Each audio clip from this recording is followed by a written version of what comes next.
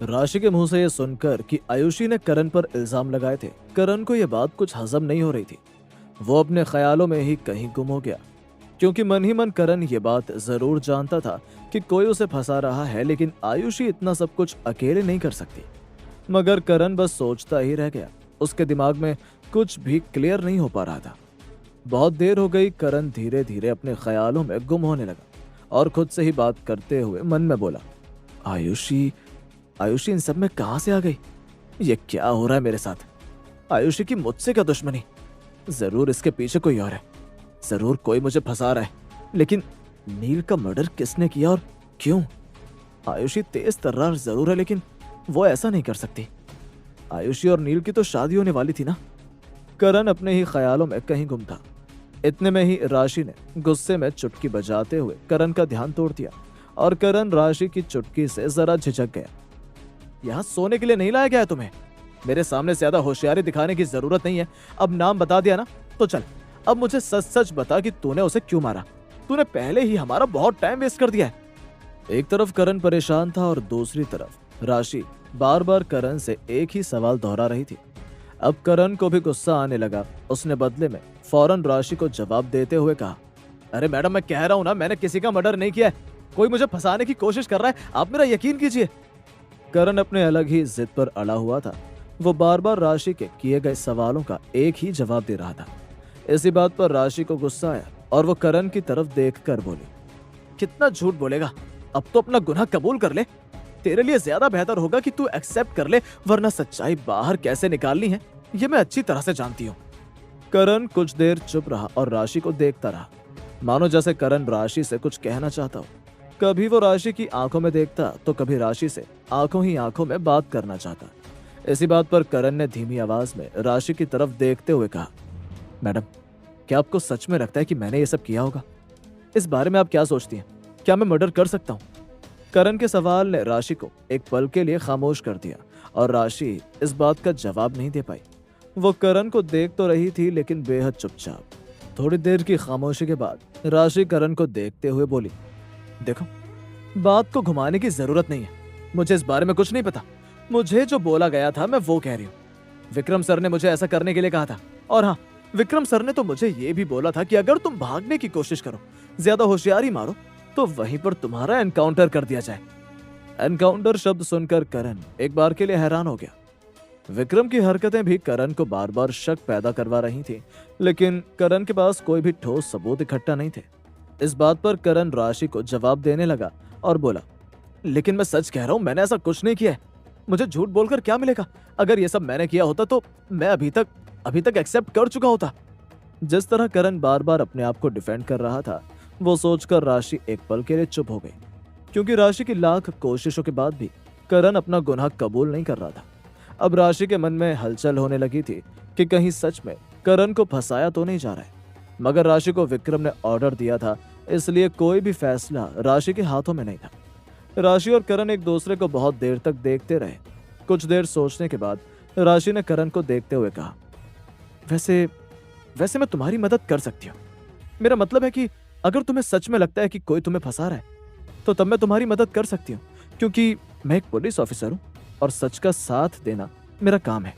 लेकिन हाँ, ये गलत फहमी मत पाल लेना कि मैं एक गुनहगार को सपोर्ट करूंगी, क्योंकि तुम्हारे खिलाफ अगर नील के मर्डर के एक भी पुख्ता सबूत मेरे हाथ लगे, तो तुम्हें फांसी के फंदे तक ले जाने वाले हाथ मेरे ही होंगे।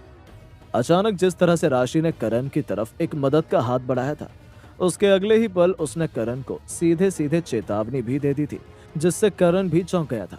करण को यह बात कुछ हजम नहीं हुई और वो सोच में पड़ गया कि इंस्पेक्टर राशि अचानक मेरे फेवर में कैसे आ गई।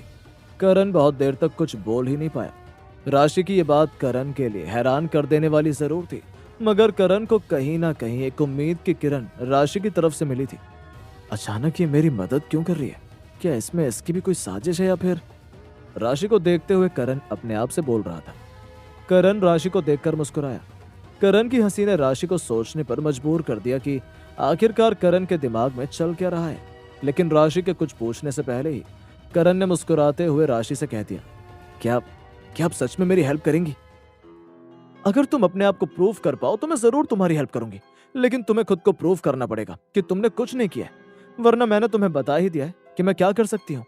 लेकिन फिलहाल के लिए तुम्हें यहीं लॉकअप में रहना पड़ेगा, क्योंकि जब तक तुम प्रूफ नहीं कर देते कि तुम इनोसेंट हो, तब तक हम तुम्हें छोड़ नहीं सकते।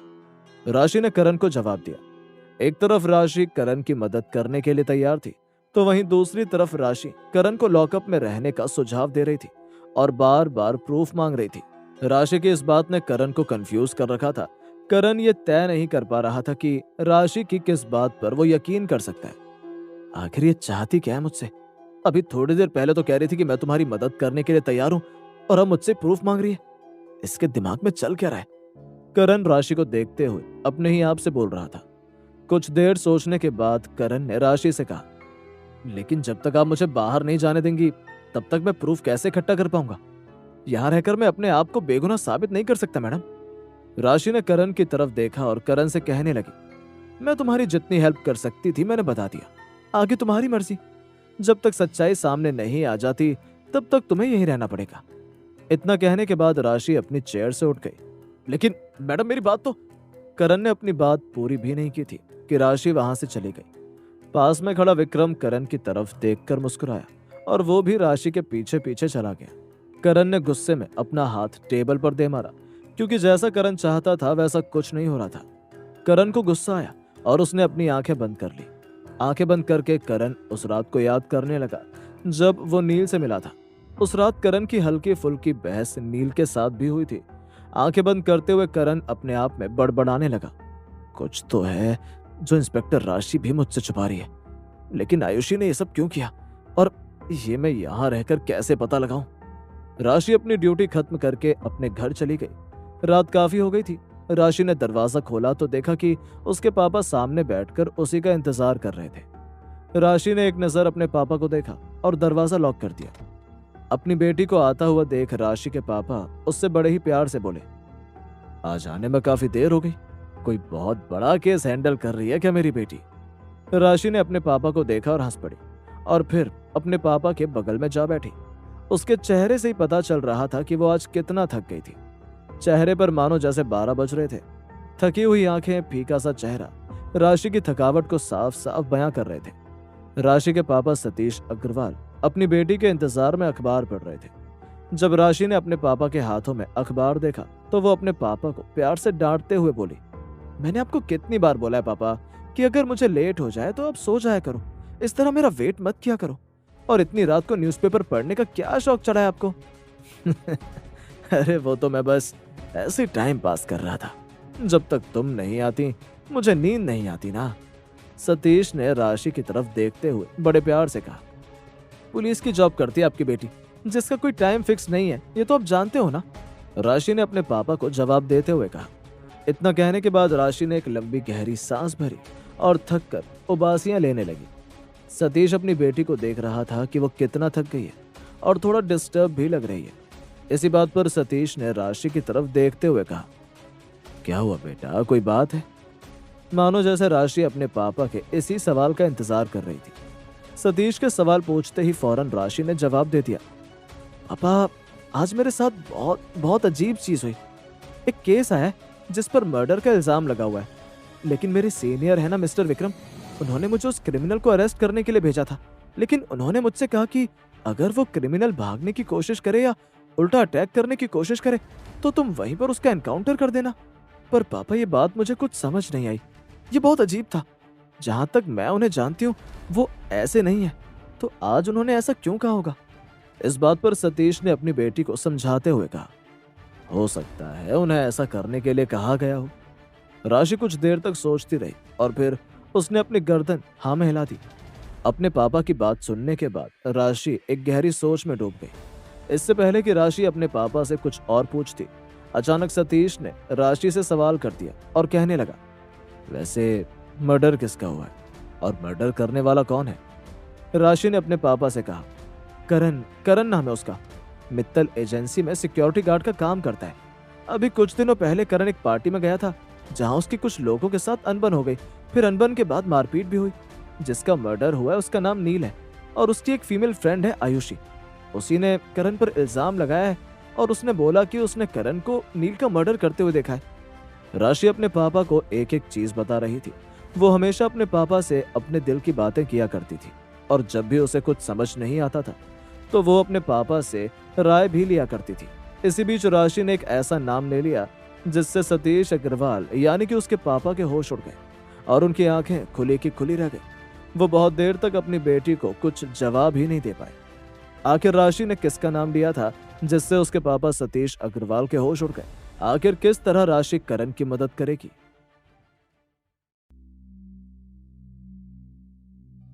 राशि ने अपने पापा को मानो जैसे किसी गहरे सदमे में डाल दिया था। समर्थ दीवान का नाम लेते ही सतीश अग्रवाल के कान खड़े हो गए और उसकी आंखें खुली की खुली रह गई।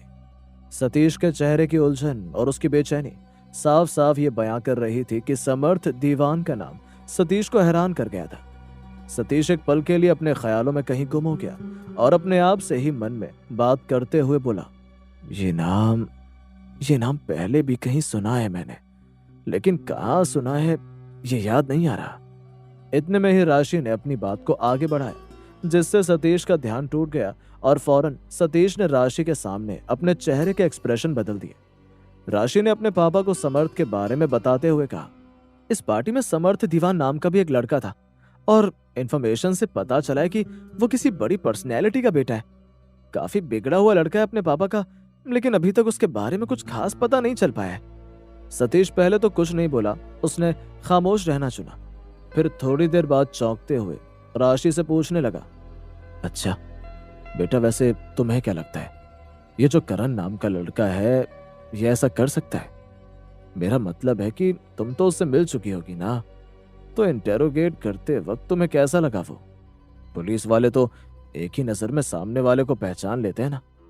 राशि ने कुछ देर सोचा और फिर अपने पापा को कंफ्यूज होकर बोलने लगी, पापा सच कहूं तो वो लड़का मुझे थोड़ा अजीब लगता है। I mean, उसकी बातें और उसके बात करने का टोन बहुत अलग है। लेकिन इतना कहते कहते राशि रुक गई। लेकिन क्या? रुक क्यों गई तुम? सतीश ने राशि से कहा। राशि अपनी बात बोलते बोलते इसलिए रुक गई थी क्योंकि राशि अभी तक करण को सही तरह से समझ नहीं पाई थी, इसलिए राशि के लिए कोई टिप्पणी देना थोड़ा मुश्किल हो रहा था। मगर कुछ देर सोच विचार करने के बाद राशि ने अपने पापा की तरफ देखते हुए हल्की दबी हुई आवाज में कहा, लेकिन पापा मुझे ऐसा लगता है कि वो किसी का मर्डर नहीं कर सकता और उसे फंसाया जा रहा है। मैं उससे पहले भी मिल चुकी हूँ, पहले भी उसे किसी केस में अरेस्ट किया गया था। थोड़ा अजीब टाइप का लड़का है, मगर किसी का खून, ऐसा बैकग्राउंड नहीं लगता उसका। हाँ, पहले मुझे लगा था कि शायद इसने ऐसा किया होगा, लेकिन जैसे जैसे मैंने उसे इंटेरोगेट किया तब से पता नहीं क्यों मानने के लिए मैं तैयार नहीं हूं कि उसने ऐसा किया है। अच्छा, तुम्हारे पास इस चीज का कोई सबूत है कि उसका ऐसा बैकग्राउंड नहीं है या फिर वो इनोसेंट है? बदले में सतीश अग्रवाल ने अपनी बेटी राशि से पूछा। नहीं पापा, कोई प्रूफ नहीं है और इसलिए वो अपने आप को इनोसेंट प्रूफ भी नहीं कर पा रहा है। लेकिन पता नहीं क्यों मेरा मन कहता है कि उसने ऐसा नहीं किया। एक नॉर्मल जॉब करने वाला लड़का ऐसा क्यों ही करेगा? राशि ने सतीश को जवाब देते हुए कहा। इससे पहले कि सतीश राशि की इस बात पर रिएक्ट करता और इसका कुछ जवाब देता, अचानक राशि अपने पापा से फिर से बोल उठी, लेकिन हाँ पापा, एक बात और है। हाँ बोलो, क्या बात है? सतीश ने राशि से कहा। राशि सतीश को जवाब देते हुए बोली, पापा मुझे ऐसा भी लगता है कि शायद वो मुझसे कुछ छुपा रहा है, क्योंकि जब भी मैं उसे कुछ पूछती हूँ वो अपनी बात घुमा देता है और कुछ अजीब सा रिएक्ट करने लग जाता है। राशि की इस बात पर सतीश का रिएक्शन कुछ अलग था, मानो जैसे वो इन सारी बातों से कहीं ना कहीं चौंक गया हो। थोड़ी देर बाद सतीश अग्रवाल ने अपना चेहरा नॉर्मल किया और राशि से पूछने लगा, लेकिन बेटा तुम्हें ऐसा क्यों लगता है कि उसने कुछ नहीं किया? राशि ने कुछ देर सोचा और फिर अपनी बात बोलने लगी। उससे बात करते वक्त मैंने उसकी आंखों में कोई डर या किसी भी तरह की कोई घबराहट ही नहीं देखी। नॉर्मली जिसने कुछ गलत काम किया होता है, जिसने कोई बड़ा क्राइम किया होता है, उसके चेहरे पर डर दिख रहा होता है। मगर पापा, मैंने करण की आंखों में इस तरह का कोई डर नहीं देखा। उसे देखकर कोई कहेगा ही नहीं कि उस पर इतना बड़ा इल्जाम लगाया गया है। करण के बारे में सुनकर सतीश भी थोड़ा कंफ्यूज हो गया था। राशि के बताने पर सतीश को करण की पर्सनैलिटी कुछ समझ नहीं आ रही थी, क्योंकि करण के कई साइड थे। अब कहीं ना कहीं सतीश के मन में भी करण को सही तरह से जानने की इच्छा पैदा हो गई। इसी बात पर सतीश ने राशि की तरफ देखा और कहने लगा, इसके बारे में थोड़ा बताओ मुझे, ताकि मैं तुम्हें कुछ राय दे सकूं। सतीश को राशि की बातों पर इंटरेस्ट आ रहा था।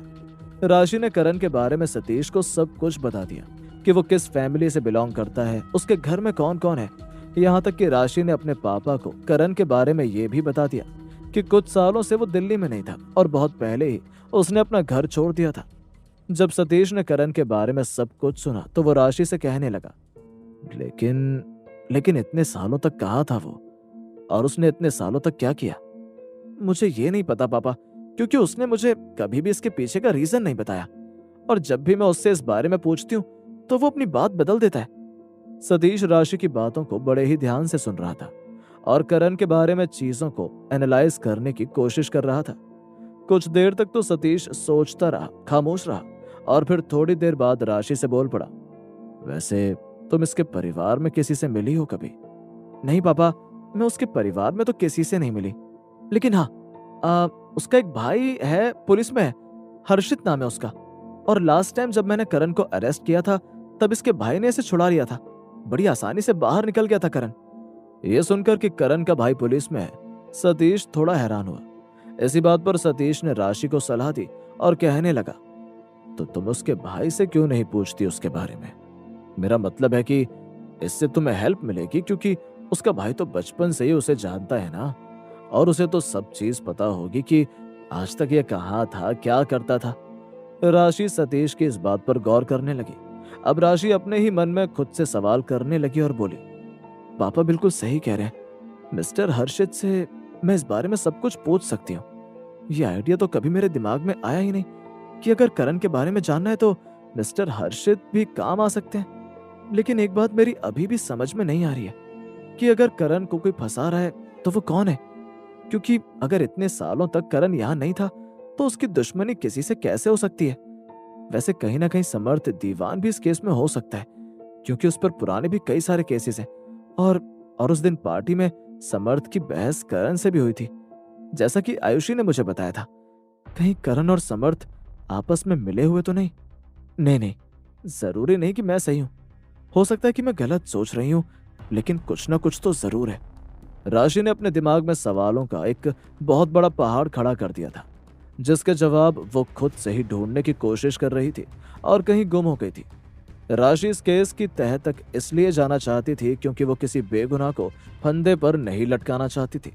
पुलिस होने के नाते राशि का फर्ज बनता था कि किसी बेगुनाह को सजा ना मिले, और राशि अपनी जॉब, अपने काम को लेकर हमेशा बहुत सीरियस रहती थी। सतीश ने राशि की तरफ देखा तो वो किसी ख्याल में गुम थी। इस बात पर सतीश राशि को उसके ख्यालों से बाहर निकालते हुए बोला, क्या हुआ, अब तुम क्या सोचने लगी हो? राशि अचानक झिझक गई और बदले में अपने पापा से बोलने लगी, अब कुछ नहीं पापा। पापा, अब रात बहुत हो गई है और आज हमने बहुत चोर पुलिस का गेम भी खेल लिया है, अब खाना खा लें। राशि की इस बात पर सतीश को हंसी आ गई और वो हंसने लगा। थोड़ी देर बाद बदले में राशि को देखकर बोला, हाँ क्यों नहीं, तुम भी थक गई होगी। इतना कहकर राशि और उसके पापा साथ में मिलकर खाना खाने लगे। सतीश अपने मन में अपने हिस्से के सवालों को सुलझाने की कोशिश कर रहा था और राशि के दिमाग में अपने हिस्से के सवाल हलचल मचा रहे थे। राशि ने अभी तक अपने पापा से सारी बातें शेयर कर ली थी, लेकिन अब वो अपने पापा को इस चीज में ज्यादा घसीटना नहीं चाहती थी और ना ही उन्हें परेशान करना चाहती थी। इसलिए अब राशि ने खामोश रहना सही समझा। कुछ ही देर बाद उन दोनों का खाना हो गया। राशि ने एक नजर घड़ी की तरफ देखा और अपने पापा से बोल पड़ी, चलो पापा, अब मैं सोती हूँ और आप भी सो जाओ, और मेरे बारे में टेंशन लेने की बिल्कुल भी जरूरत नहीं है, मैं ठीक हूँ और मैं सब संभाल लूंगी, ओके। सतीश ने बड़े ही प्यार से अपनी बेटी राशि के सिर पर हाथ फेरा और कहने लगा, मुझे पता है मेरी बेटी बहुत स्ट्रांग है, वो सब कुछ हैंडल कर लेगी। हाँ ठीक है, गुड नाइट। राशि भी बदले में हंस पड़ी और सहमति में अपनी गर्दन उसने हाँ में हिला दी।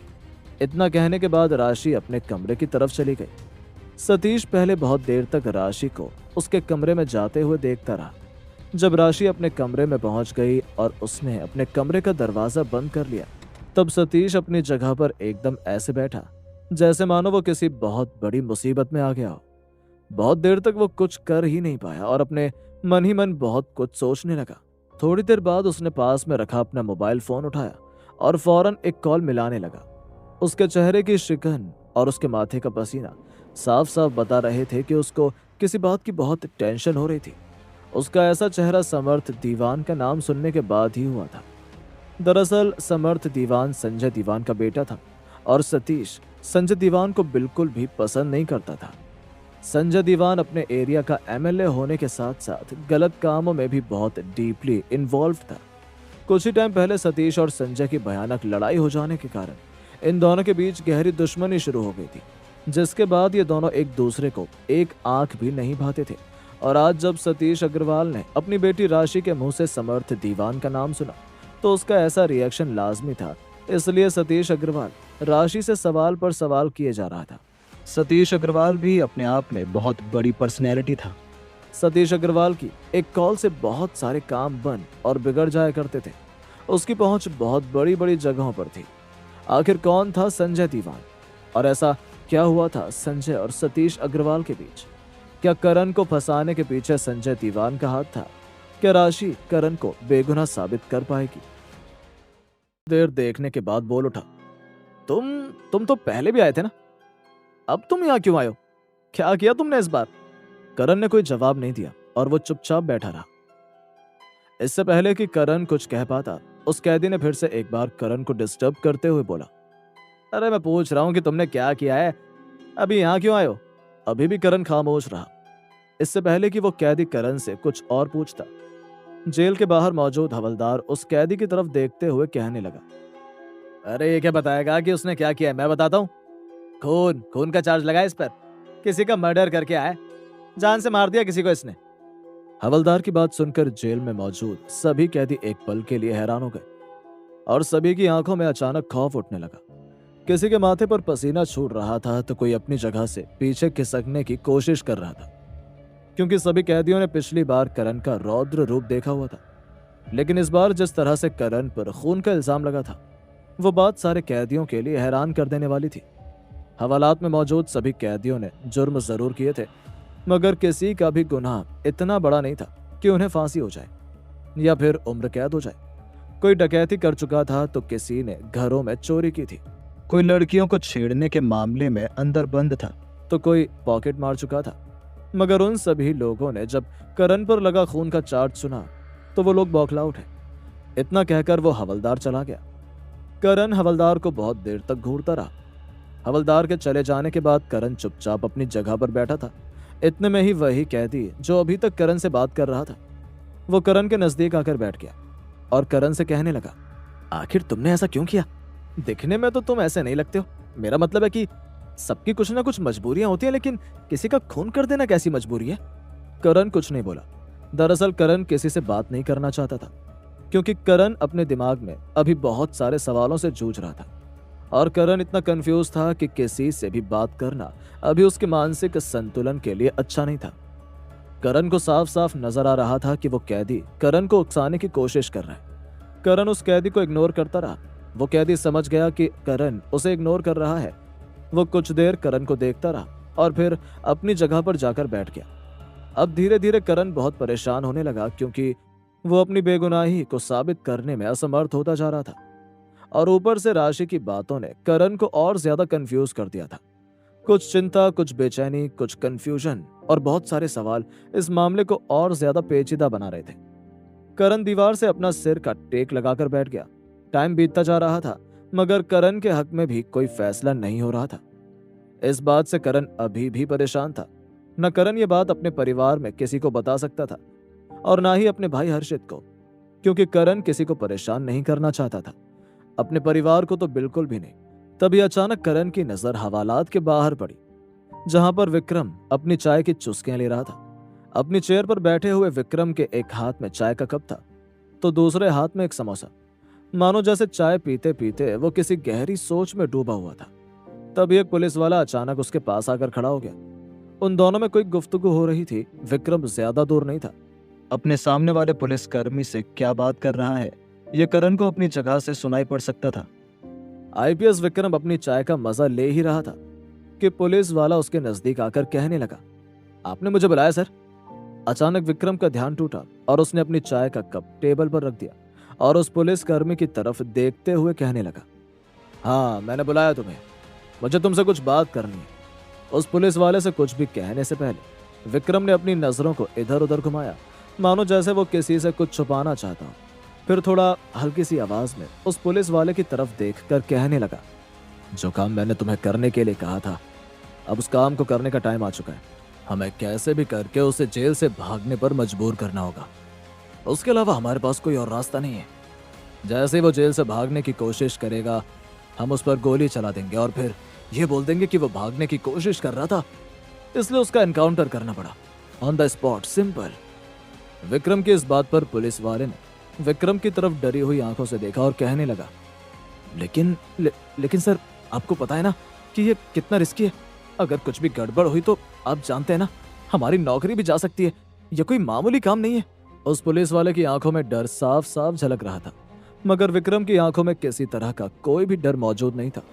विक्रम इतनी आसानी से करण का एनकाउंटर करने की बात कर रहा था जैसे वो अपनी पर्सनल दुश्मनी करण पर निकालना चाहता हो। विक्रम अपनी सीट से उठा और उसने उस पुलिस वाले के कंधे पर हाथ रख दिया और हंसते हुए बोला, अरे डरो मत, कुछ नहीं होगा। ऊपर से ऑर्डर आया है, ये सब करना ही पड़ेगा। ये सब करने के बाद हमें कोई जेल या सजा नहीं होने वाली है, घबराओ मत। अगर हमने ऐसा कर दिया ना, तो उसके बदले बहुत सारा रुपया मिलेगा, नाम, शाबाशी, सब कुछ मिलेगा और हो सकता है प्रमोशन भी मिल जाए तुम्हें। हाँ, लेकिन तुम्हें इसके बारे में किसी से कुछ कहना नहीं है। हमेशा अपना मुंह बंद रखना, वरना तुम अच्छी तरह से जानते हो कि मैं क्या कर सकता हूं। उस पुलिस वाले ने विक्रम की तरफ देखकर अपनी गर्दन हाँ में हिलाई। विक्रम के मुंह से ये सब बातें सुनकर उस पुलिस वाले के मन में लालच आ गया। दिखने में वो पुलिस वाला थोड़ा मोटे शरीर का था और उसका पेट बाहर की ओर निकला हुआ था और वो जल्द ही सामने वाले की बात पर आ जाता था। इसी बात पर वो पुलिस वाला अपने पेट पर हाथ मलने लगा। पैसों का जिक्र सुनते ही उसके मुंह से लार टपकने लगी। थोड़ी देर सोचने के बाद उत्सुक होकर विक्रम से कहने लगा, आप सच कह रहे हैं क्या? ये सब कुछ मिलेगा हमें? हाँ, सब कुछ मिलेगा, लेकिन जैसा जैसा मैं कहूंगा तुम्हें वो करना पड़ेगा, ठीक है? विक्रम ने जवाब दिया। हाँ ठीक है सर, ठीक है, आप जैसा बोलेंगे मैं वैसा करने के लिए तैयार हूँ। उसका एनकाउंटर। इससे पहले कि वो पुलिस वाला जोर से बोलकर उन दोनों के बीच हुई बात का खुलासा कर देता, विक्रम ने उसे चुप रहने का इशारा कर दिया। अरे ये क्या कर रहे हो? इतनी जोर से क्यों चिल्ला रहे हो? किसी ने सुन लिया तो? विक्रम उस पुलिस वाले को डांटते हुए बोला। उस पुलिस वाले ने इतनी जोर से एनकाउंटर शब्द चिल्लाकर बोला था कि करण के कानों तक ये बात पहुंच चुकी थी। विक्रम और पुलिस वाले के बीच में क्या बात हुई थी ये तो करण ने इतनी बारीकी से नहीं सुनी थी, मगर कुछ कुछ शब्द करण के कानों में पड़ चुके थे, जिससे करण को अब यह यकीन होने लगा कि इन सब के पीछे जरूर विक्रम का हाथ है और विक्रम ही अपनी दुश्मनी निकालने के लिए करण को फंसाने की कोशिश कर रहा है। करण ये सोचकर हैरान हो गया कि विक्रम ये सब क्यों कर रहा है, लेकिन सच्चाई ये थी कि विक्रम ने जानबूझकर करण के सामने ऊंची आवाज में बात की थी ताकि ये बात करण तक पहुंच जाए। विक्रम अभी तक करण को सुनाने के लिए ही ये सब कर रहा था। इसका मतलब है कि विक्रम ने ये सब किया है, लेकिन क्यों? हम दोनों तो एक दूसरे को सही तरह से जानते तक नहीं है, तो फिर वो ऐसा क्यों कर रहा है? अरे ये तो मुझे सीधे सीधे मार देना चाहता है। मुझे कुछ करना होगा। मैं इस तरह हाथ पर हाथ रखकर बैठ नहीं सकता। शायद विक्रम अब मेरे चुप रहने का गलत फायदा उठा रहा है। हाँ करण, अब तुझे कुछ करना पड़ेगा, कुछ करना ही पड़ेगा तुझे। एनकाउंटर शब्द सुनकर करण सतर्क हो गया और वो अपने ही आप से इतने सारे सवाल मन में कर रहा था, मगर इतने सारे सवाल जवाब के बाद भी करण को यह समझ नहीं आया कि विक्रम ऐसा क्यों कर रहा है, क्योंकि करण की तरफ से विक्रम से उसकी कोई दुश्मनी नहीं थी। ना ही करण ने कुछ ऐसा किया था जिससे विक्रम उस पर इतना बड़ा इल्जाम लगा दे, मगर करण उस सच्चाई से वाकिफ नहीं था जो विक्रम के दिमाग में मौजूद थी। लेकिन करण ने अपने ही मन में सोच लिया था कि अब उसे क्या करना है। क्या करण अपने आप को बचा पाएगा? आखिर विक्रम करण का एनकाउंटर क्यों करना चाहता था? विक्रम को ऊपर से ऑर्डर देने वाला शख्स कौन था? क्या आज करण की जिंदगी का आखिरी दिन था?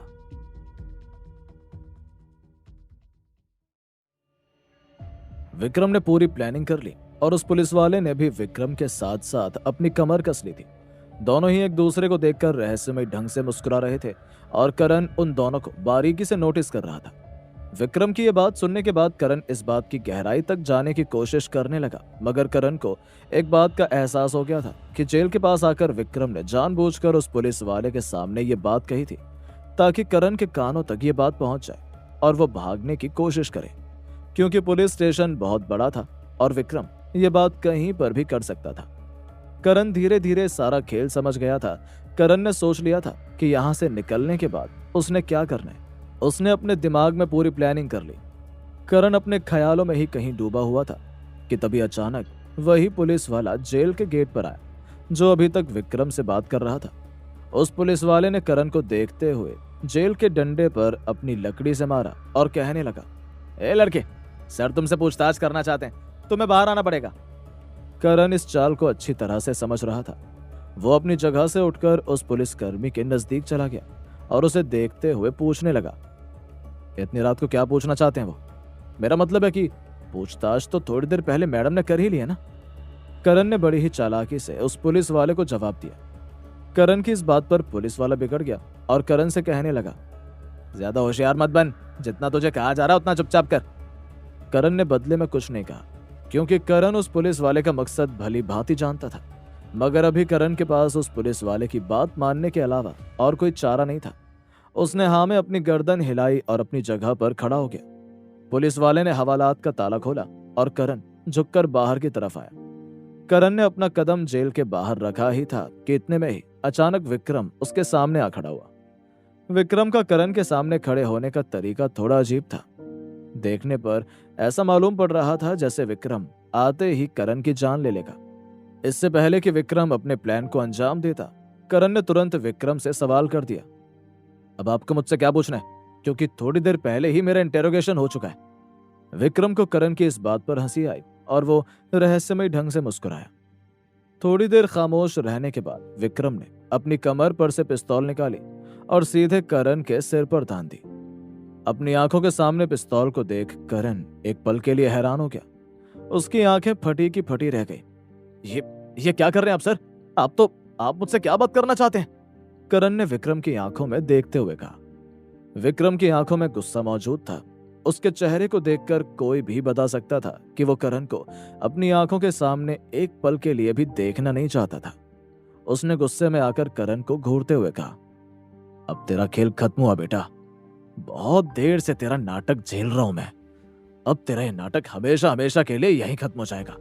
करण के सिर पर बंदूक तनी हुई थी और करण इस बात से भी अच्छी तरह वाकिफ था कि अभी विक्रम बौखलाया हुआ है और वो कोई भी गलत कदम उठा सकता है। इसलिए अभी करण का विक्रम को रोकना लाजमी था। आप ऐसा नहीं कर सकते, गन नीचे करिए आप। मैंने कहा ना, गन नीचे करो। आप मुझे गोली नहीं मार सकते। आपको आइडिया भी है कि आप क्या करने जा रहे हैं और इसकी कितनी बड़ी सजा हो सकती है आपको। मगर विक्रम को करण की बातों पर जैसे कोई इंटरेस्ट ही नहीं था।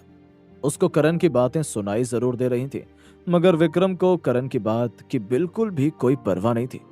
करण के इतना कहने के बाद भी विक्रम ने बंदूक नीचे नहीं की और मौका देखते ही विक्रम ने बंदूक को धीरे धीरे करण के गले पर रख दिया।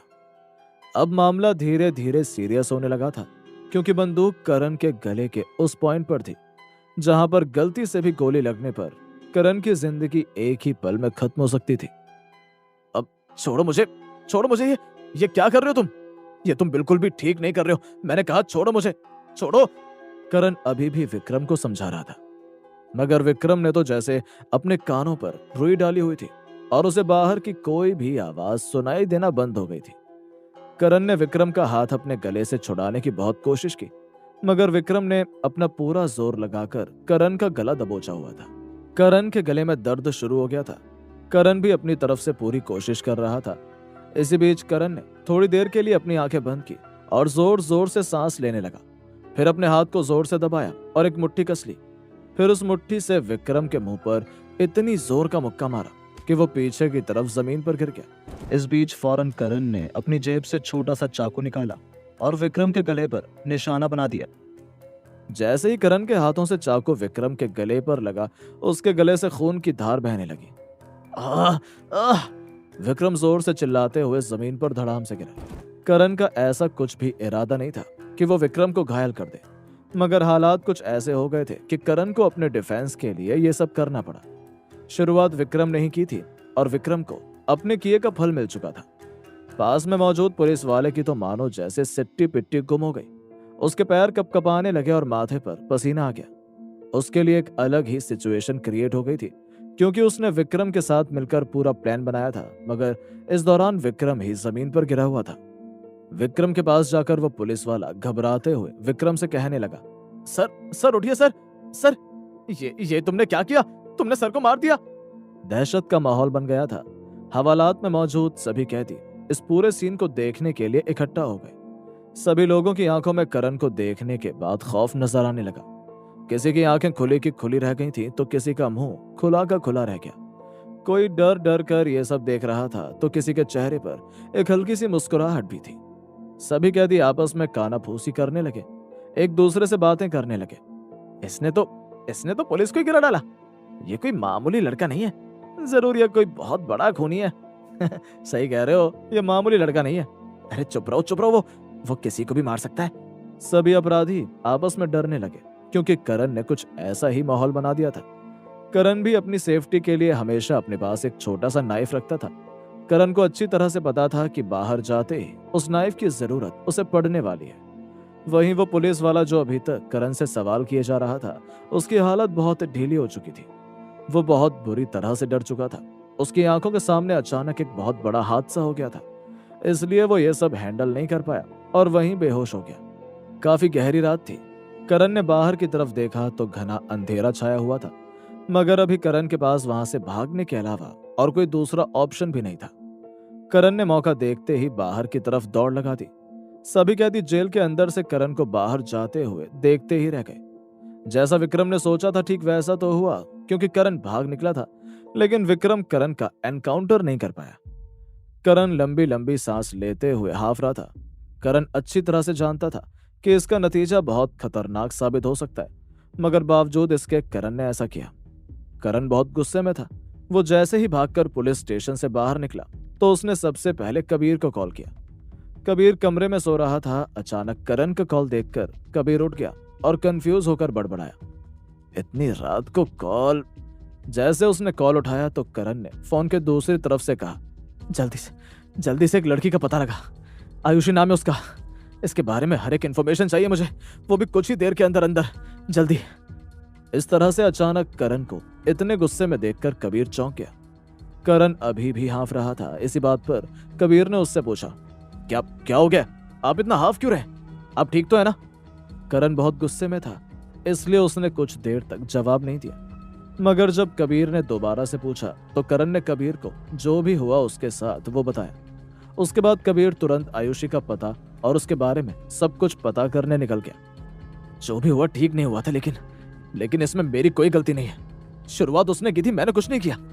करण अपने आप से बड़बड़ाया। दूसरी तरफ विक्रम और दूसरा पुलिस वाला बेहोशी की हालत से उठ गए और उन्होंने उठकर देखा तो करण वहां नहीं था। वो लोग हैरान हो गए।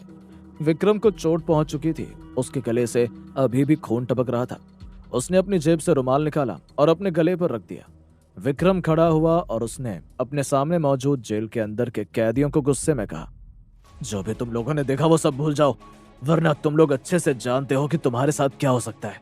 अगर तुम लोग अपना मुंह बंद रखोगे तो इसमें तुम्हारा ही भला होगा। भले ही करण ने विक्रम को बेहोश कर दिया था, मगर सब कुछ विक्रम के प्लान के मुताबिक हो रहा था, क्योंकि करण को खून के इल्जाम में फंसाया गया था और विक्रम कुछ ऐसा ही करना चाहता था कि वो जेल से फरार हो जाए, और कुछ ऐसा ही हुआ भी। थोड़ी देर में माहौल जरा शांत हुआ। विक्रम धीरे धीरे चलकर आया और अपनी सीट पर जाकर बैठ गया। विक्रम के साथ का पुलिस वाला अभी भी डरा हुआ था। उसकी आंखों में डर साफ साफ झलक रहा था। इससे पहले कि विक्रम उस पुलिस वाले से कुछ कहता, उसने डरते हुए विक्रम से कह दिया, सब खत्म हो जाएगा, सब खत्म हो जाएगा, बहुत बड़ी गलती हो गई हमसे। ऐसा कुछ नहीं है, ऐसा कुछ नहीं हुआ है, अभी भी बहुत कुछ हो सकता है। विक्रम ने उस पुलिस वाले की तरफ देखकर कहा, कैसे कैसे सर? उस पुलिस वाले ने डर कर पूछा। कुछ देर विक्रम सोचता रहा और थोड़ी देर बाद रहस्यमयी ढंग से मुस्कुराते हुए उस पुलिस वाले की तरफ देखकर कहने लगा, पूरे शहर की पुलिस को खबर कर दो कि ये लड़का जेल से भाग निकला है। जहां पर भी किसी को ये दिखे वहीं पर उसका एनकाउंटर हो जाएगा। क्या वाकई आज रात करण का एनकाउंटर हो जाएगा? क्या कबीर आयुषी को ढूंढ पाएगा? आखिर क्या हश्र करेगा करण आयुषी का? क्या आयुषी करण को सब सच सच बता देगी? विक्रम के कलेजे को अभी भी ठंडक नहीं पड़ी थी। वो किसी भी हाल में करण को मारना चाहता था। अब करण और विक्रम की दुश्मनी और ज्यादा गहरी हो गई। अब विक्रम अपने हर एक घाव का, अपनी बेइज्जती का बदला करण से लेना चाहता था। पुलिस वाला और विक्रम उस वक्त तब आपस में बात कर रहे थे कि तभी अचानक से पास में छुपे हुए करण ने यह बात सुन ली थी। करण पुलिस स्टेशन से बाहर नहीं गया था, वो कबीर को कॉल करने के लिए बाहर गया था। करण का दिमाग इन चीजों में बहुत शातिर था। वो अच्छी तरह से जानता था कि कब उसे क्या करना चाहिए और कब क्या नहीं, इसलिए उसने पहले ही अपने दिमाग में पूरा प्लान बना लिया था। दोनों की बात सुनने के बाद करण छुपकर बाहर निकला। भागते भागते करण एक अंधेरी जगह पर पहुंचा। सुनसान सड़कें थी, घना अंधेरा था। दूर दूर तक उस सड़क पर न कोई गाड़ी थी, न कोई इंसान दिखाई दे रहा था। इस जगह का पता कबीर ने करण को दिया था। थोड़ी देर पहले ही कबीर ने करण को कॉल किया था, क्योंकि कबीर ने आयुषी का पता लगा लिया था और उसने करण को एक पता दिया। फिर तुरंत करण को उस पते पर आने के लिए कहा। करण उस जगह पर पहुंचा तो देखा वहां पर कोई भी नहीं था। बहुत देर तक करण ने कबीर का इंतजार किया। कुछ ही देर में करण को दूर से आता हुआ कबीर दिखाई दिया। कबीर धीरे धीरे करण के पास पहुंचा और कहने लगा, आप ठीक तो है ना? करण ने अपनी गर्दन हाँ में हिलाई और कुछ नहीं कहा। इससे पहले कि करण कबीर से कुछ पूछता, कबीर ने फौरन अपने पीछे छुपे एक शख्स को अपने बगल में लाकर खड़ा कर दिया। उस शख्स को देखकर करण के होश उड़ गए और उसका मुंह खुला का खुला रह गया। करण ने अपनी नजरें घुमाई तो सामने आयुषी खड़ी थी। आयुषी? करण के मुंह से इतना निकला और वो आगे खामोश रहा। आयुषी के मुंह पर पट्टी बंधी थी और उसके हाथ बांधे गए थे। आयुषी को ठीक तरह से होश नहीं था। कबीर ने आयुषी को पकड़ा हुआ था। थोड़ी देर बाद जब आयुषी की आंखें खुली तो वो कबीर और करण को अपने सामने देखकर एक पल के लिए हैरान हो गई, क्योंकि आयुषी को कुछ याद नहीं था, क्योंकि वो तो चुपचाप अपने कमरे में सो रही थी। कब कबीर उसके घर गया और उसे यहाँ उठा लाया, उसे पता ही नहीं चला। पहले बहुत देर तक आयुषी ने करण को पहचाना नहीं, क्योंकि अंधेरा बहुत था और आयुषी की आंखें पूरी तरह से खुली नहीं थी। पर जब उसकी नजर दोबारा करण पर पड़ी तो वो करण को अपने सामने देखकर चौंक गई। डरी सहमी आयुषी कुछ बोल नहीं पा रही थी। उसकी आंखों में खौफ तब साफ साफ नजर आ रहा था। माथे पर पसीना था और चेहरे पर बेचैनी, जिसके चेहरे को देखने भर से ही पता चल रहा था कि वो करण को अपने सामने पाकर कितना डर गई है। एक लंबी खामोशी के बाद करण आयुषी की तरफ देखकर रहस्यमय ढंग से मुस्कुराया। फिर धीरे धीरे आयुषी की तरफ बढ़ा और उसने आयुषी के काफी नजदीक जाकर कहा, क्यों? मुझे भूल तो नहीं गई ना तुम? तुम्हें यह तो पता होगा कि तुम्हें यहाँ क्यों लाया गया है। आयुषी डरी हुई थी। उसके हाथ पैर कांप रहे थे। उसे तो होश तक नहीं था कि कब उसके कमरे में कोई आया और उसे उठाकर यहाँ ले आया। आयुषी अपने कमरे में आराम से सो रही थी। कबीर ने जैसे तैसे आयुषी के घर का पता लगाकर उसके कमरे में जाने की हिम्मत की और उसे जबरदस्ती उठाकर ले आया। आयुषी के होठ थरथरा रहे थे। उसने करण की आंखों में देखने की कोशिश की और बड़ी ही दबी हुई आवाज में बोली, तुम मुझे यहाँ क्यों लेकर आए हो? मुझे छोड़ दो। तुम ये ठीक नहीं कर रहे हो। मन ही मन आयुषी को पता था कि उसके साथ ऐसा क्यों हो रहा है। करण कबीर को देखकर मुस्कुराया और थोड़ी देर खामोश रहने के बाद करण ने आयुषी से साफ साफ शब्दों में कहा, बेहतर होगा कि तुम मुझे बता दो कि तुमने ये सब क्यों किया। इसमें हमारा टाइम भी बचेगा और तुम्हारी जान भी। करण जानता था कि इन सब के पीछे आयुषी अकेले नहीं हो सकती। उससे जबरदस्ती ये काम कराया जा रहा है, क्योंकि उसकी आंखों से साफ साफ पता चल रहा था। मगर करण आयुषी को डराना चाहता था, ताकि आयुषी डरकर अपने मुंह से सारी सच्चाई उगल दे। इसी बात पर आयुषी ने जवाब देते हुए कहा, तुम क्या कह रहे हो? मुझे कुछ समझ नहीं आया। मैंने कुछ नहीं किया। मैंने कुछ नहीं किया। मुझे जाने दो। तुम मुझे यहाँ क्यों लेकर आए हो? मुझे जाने दो प्लीज। आयुषी का डर बहुत बढ़ गया था, क्योंकि करण लगातार आयुषी से पूछे जा रहा था। मगर आयुषी भी अपनी जिद पर अड़ी थी। वो करण को कुछ भी नहीं बता रही थी। इससे पहले कि करण दोबारा आयुषी से कुछ कहता, इतने में ही आयुषी करण को देखकर रिक्वेस्ट करते हुए कहने लगी, तुम तो जानते ही हो ना कि मैं तृप्ति की दोस्त हूँ। कम से कम उसके लिए तो मुझे जाने दो। तुम ऐसा क्यों कर रहे हो मेरे साथ? मैं कह रही हूँ ना, मैंने कुछ नहीं किया। प्लीज मुझे जाने दो। करण धीरे धीरे आगे बढ़ा और आयुषी की आंखों के काफी नजदीक आ गया। उसने बहुत देर तक आयुषी की आंखों में देखा। आयुषी उससे सही तरह से नजर तक नहीं मिला पा रही थी। बहुत देर तक सोचने के बाद करण ने एक लंबी सांस ली और आयुषी से कहा, देखो आयुषी, मेरी तुमसे कोई पर्सनल दुश्मनी नहीं है, इसलिए बेहतर होगा कि तुम मुझे बता दो कि ये सब तुमने किसके कहने पर किया। वरना मैं क्या क्या कर सकता हूँ ये बात तुम अच्छी तरह से जानती हो। अगर तुम नहीं भी बताओगी मैं तब भी इस बात का पता लगा कर रहूंगा, लेकिन उसके बाद क्या होगा ये तुम सोच भी नहीं सकती। और तुम, करण ने अभी अपनी बात पूरी नहीं की थी इतने में ही आयुषी जोर जोर से रोने लगी और करण अचानक से रुक गया। आयुषी जोर जोर से रोने लगी, उसके आंसू गले तक पहुंच गए। आंखें लाल हो चुकी थी, माथे पर पसीना था, मन में बेचैनी थी। रोते रोते आयुषी घुटनों के बल बैठ गई और करण के सामने गिड़गिड़ा कर कहने लगी, प्लीज मुझे कुछ मत करना, मैं मरना नहीं चाहती। मैंने ये सब समर्थ के कहने पर किया। मेरी इसमें कोई भी गलती नहीं है, मैंने कुछ नहीं किया। अगर उसे पता चला कि मैंने तुम्हें सब कुछ बता दिया है तो वो मुझे मार डालेगा वो मुझे। मैं मरना नहीं चाहती, प्लीज उसे कुछ मत बताना, प्लीज, मैं तुम्हारे आगे हाथ जोड़ती हूँ। आयुषी हाथ जोड़कर करण के सामने जोर जोर से फूट फूट कर रो रही थी। आयुषी की हालत बहुत बदतर होती जा रही थी। पास में खड़ा कबीर आयुषी को गौर से देख रहा था। आयुषी के मुंह से समर्थ का नाम सुनकर करण के होश उड़ गए और करण कंफ्यूज हो गया, क्योंकि करण ने इस पूरे केस में समर्थ के बारे में सोचा तक नहीं था। थोड़ी देर पहले जिस तरह से वो विक्रम से लड़कर आया था, उसके बाद करण का सारा शक सिर्फ और सिर्फ विक्रम पर जा रहा था। मगर यहाँ पर आयुषी ने समर्थ का नाम लेकर पूरा सीन ही बदल डाला था। करण बहुत देर तक इस बात को एक्सेप्ट नहीं कर पाया। वो अपनी जगह पर खड़ा का खड़ा रह गया और अपने मन ही मन में कई सारे सवालों को आपस में जोड़कर जवाब ढूंढने लगा। थोड़ी देर बाद वो भी नीचे बैठ गया। उसने आयुषी की तरफ देखा और आयुषी को समझाते हुए कहा, देखो आयुषी, मैं तुम्हें कुछ नहीं करूंगा, तुम्हें कुछ नहीं होगा, डोंट वरी। लेकिन तुम्हें मुझे सच सच सब कुछ बताना पड़ेगा।